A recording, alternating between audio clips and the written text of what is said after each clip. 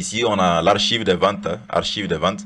Donc, ça n'est pas conforme, c'est ce que je disais, ne pas confondre archive des ventes avec les bons d'achat. Les bons d'achat, on ne voit en fait que les factures, que les bons d'achat plutôt. Ici, on voit les détails en fait. Par exemple, les ventes qui ont été saisies aujourd'hui, on les voit ici.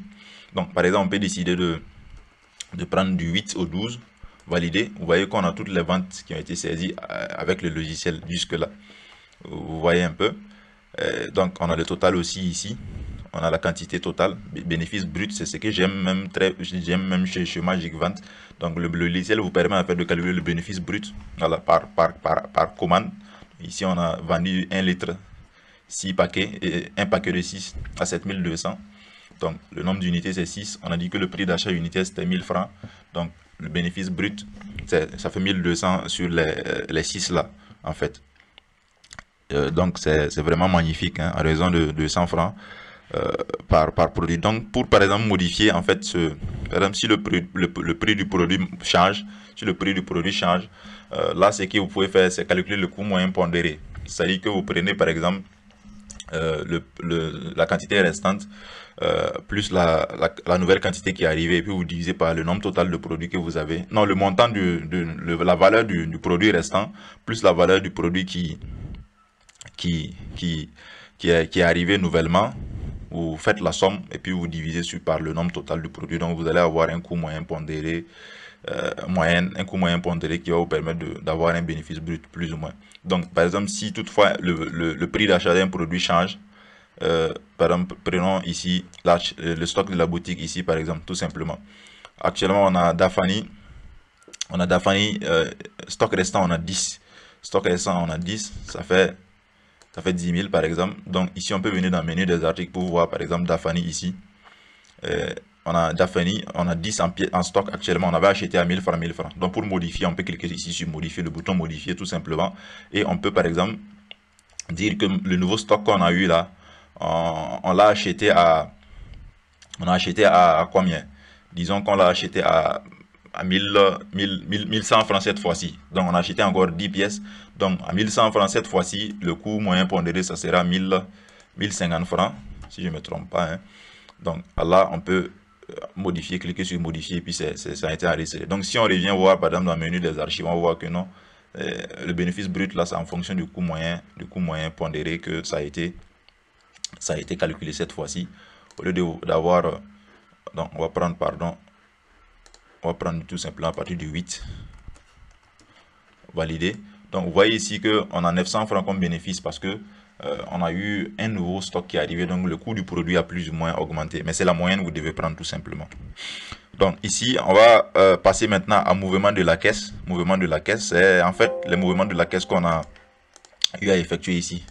Si vous vous rappelez, ici à ce niveau-là.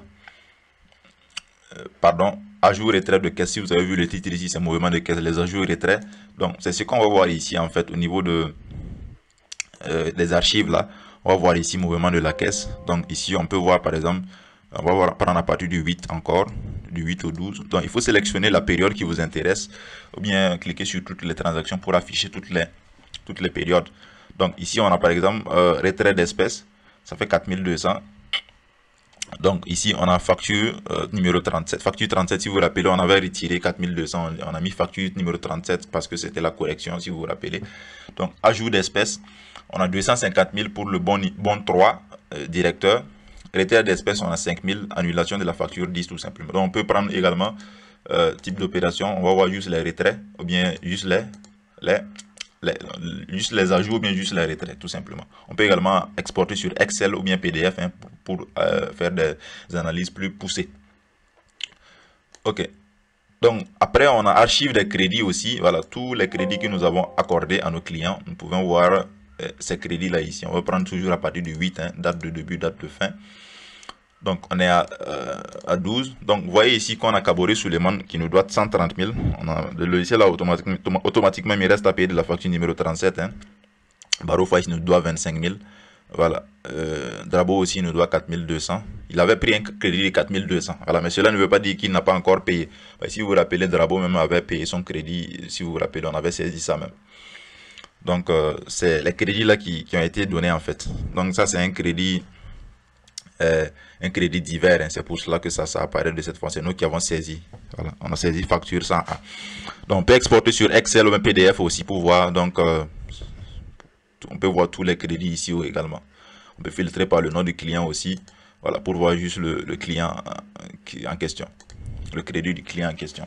Nous avons également les archives des remboursements. Voilà, ça nous permet en fait de savoir, de voir en fait les détails des différents remboursements du logiciel. On avait vu ça, le rapport détaillé par client, mais ça c'est le rapport global cette fois-ci. Donc ici on peut voir que voilà, je disais que d'abord avait payé son 4200, donc il restait, c'est aussi ils avaient payé plus ou moins. Donc cela ne veut pas dire qu'en fait ils nous doivent toujours, en fait quoi. C'est juste le rapport détaillé qui nous permet de savoir s'ils nous doivent ou pas, ou bien le menu des crédits et remboursements. Ça c'est le rapport global. La différence entre ça et l'autre là, la différence entre crédit et remboursement peut nous permettre de savoir si on nous doit ou pas. Donc on a aussi l'archive. Maintenant pour savoir pour savoir par exemple les gens pour avoir le total de vos crédits par exemple, pour avoir le total de vos crédits, vous pouvez tout simplement cliquer ici, dans gestion, dans crédit et remboursement par exemple. Vous venez dans répertoire des débiteurs. Là vous pouvez voir que on vous doit 140 500. Ça c'est le total de vos crédits tout simplement. Donc ici on va prendre toujours un autre volet, menu des archives toujours, hein. On a archives des dépenses. Donc ça c'est les dépenses qui ont été saisies avec Magic Wand Premium. Tout simplement, on peut encore saisir à partir du 8, hein. Donc ici vous pouvez écrire, mais tout simplement faire apparaître le calendrier et puis cliquer dessus. Le 12 par exemple, voilà, je valide. Voilà, nous avons ici par exemple carburant pour livraison de la facture 29, pour emballage, colis, affiche publicitaire, bon numéro 3. Donc tout a été décaissé. On peut également voir ici par catégorie de produits, donc carburant ici. Voilà. Donc ne pas confondre les catégories avec les détails de la dépense. Donc vous voyez que par exemple nous on a presque toutes les catégories sont là, donc pas la peine d'en créer pour chaque détail, sinon vous allez créer des milliers de détails et donc le filtrage sur Excel là sera très pénible. Donc en ce qui concerne par exemple les dépenses ici, gestion des dépenses là, donc ayez l'habitude de créer des catégories de dépenses. Donc par exemple s'il y a carburant, vous n'êtes pas obligé de créer carburant pour votre propre déplacement et puis créer encore carburant pour les livraisons. Donc pour créer carburant simplement et dans les détails vous précisez de quel type de carburant il s'agit exactement. Les factures aussi, il y a eau et électricité, donc c'est dans les détails par exemple vous allez préciser qu'il s'agit d'eau ou d'électricité. Les impôts aussi, c'est ici aussi vous allez préciser de quel type il s'agit.